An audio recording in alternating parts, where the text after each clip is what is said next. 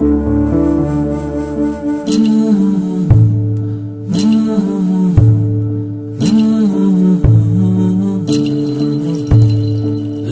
in the air, love in the air, love in the air.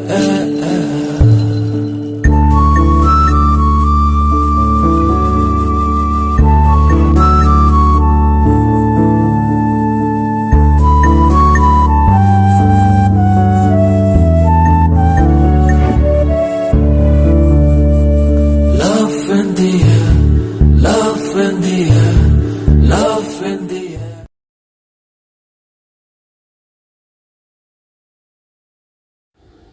Standing in front of your home, you were feeling nervous because you were about to meet your papa after so long and after going against him.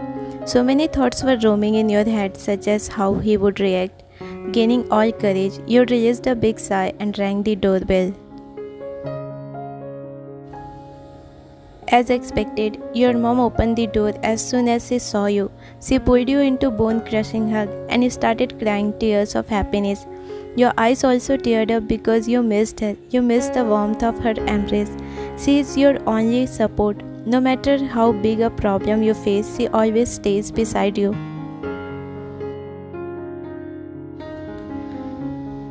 I told you to take good care of yourself, but you never listened to me. Look how skinny you have become, she said, wiping her tears. Your mom concern made you chuckle. Mama, I knew you would definitely say this line. She pinched your cheeks. Now let's go inside. You held her hand. She can clearly see fear in your eyes. Don't worry, one day you may have to face this kind of situation, so why not today? His anger will eventually dissipate because he loves you. Her words comforted you. You smiled and said, "Okay, let's go." As you came inside, you saw your father reading the newspaper while sitting on the sofa. You left your luggage there and took tiny steps towards him. He glanced at your approaching figure but continued with what he was doing. As you reached him, you bent down and touched his feet. He still didn't pay any attention to you and flipped to the next page of the newspaper. Nevertheless, you tried to talk to him. Papa, I'm sorry. I know what I did was totally wrong, but I didn't have any choice. Not listening your whole statement, he threw the newspaper on the table and walked ahead. You flinched and tears welled up in your eyes. It didn't affect you that much if he scolded you, but his silent treatment was hurting you more. Don't worry, it's hurting him just as much. Everything will be fine eventually. Just keep trying and don't lose hope. You must be hungry. I made your favorite aloo paratha. Go and freshen up first. In the meantime, I'll make a plate for you.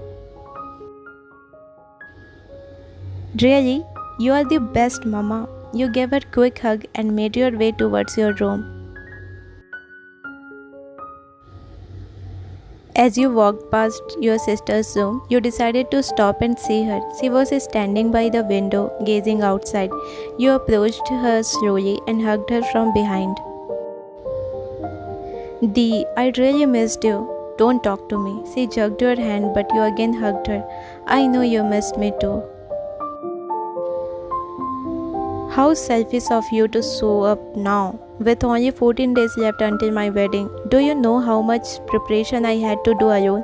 I am so angry. I had to do all the shopping by myself, and there was no one who cared enough to help me. I'm sorry, Dee. I know I should have come earlier, but I did some shopping for you from Delhi, and there are still 14 days left until the wedding.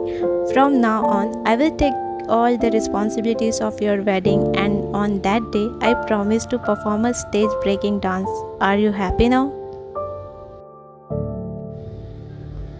Really? Well, you know perfectly how to make my anger disappear. She smiled and pulled you into a hug. I really missed you. Without you it feels so empty. I know.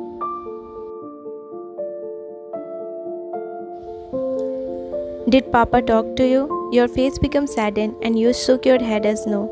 Don't worry, you know he was watching the video of you receiving your award. Are you telling the truth? She nodded her head happily.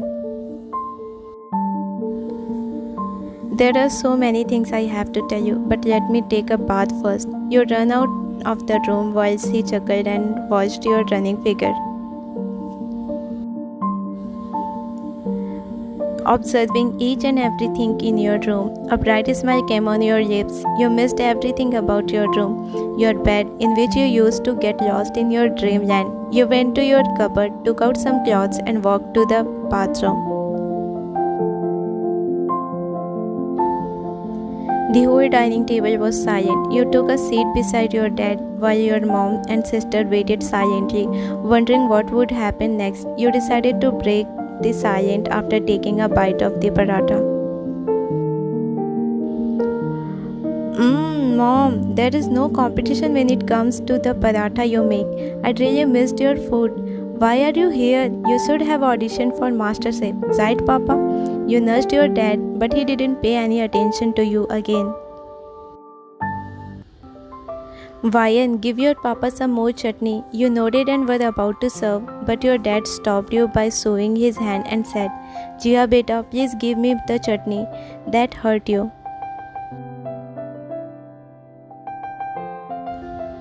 Wiping away my tears, I couldn't believe that my papa would give me the silent treatment. I never imagined that he could be so distant and reserved.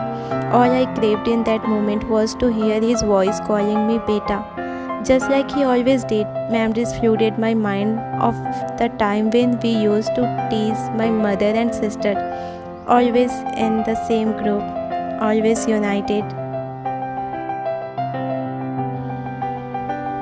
I had been expecting my father to scold me, but instead he remained silent. Just then, my train of thoughts was interrupted by a phone call. Quickly wiping away my tears, I put on a smile and answered the call.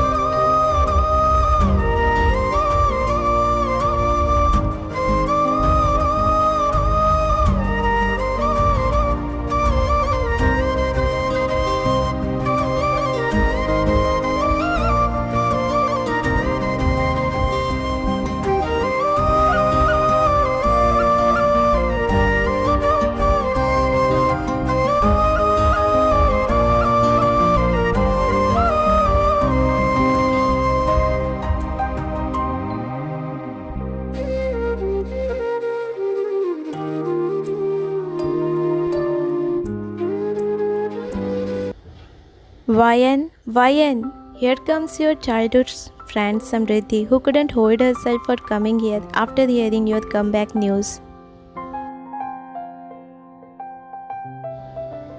Samriddhi, your face lightened up as you called her excitedly. First, don't call me Samriddhi, call me Sam, as I always told you.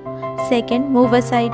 And third, why didn't you tell me that you were going to run away from home? I would have come with you too. Her complaint made you chuckle as you moved a little to give her space. She sat beside you and gave you a tight hug. Look at me. Girl, your cheeks are crimson red. Is there anything you want to tell me? I am starting to doubt that this is same YN and that your life has changed completely. Oh, are you blushing? Now I am getting impatient. Please tell me, there must be something I need to know. Yes, but not here. Let's go somewhere. What did you say? Have you fallen in love? You nodded your head slyly. When, where, how, and with whom? What does he look like? What is his name? Where does he live? And what does he do? I want to know every little information about him. She started spinning you and bombarding you with questions. Stop, I am feeling dizzy and let me breathe. She stopped and you let yourself calm down. His name is Jungkook and he is a famous photographer who recently received an International Photography Award for this year.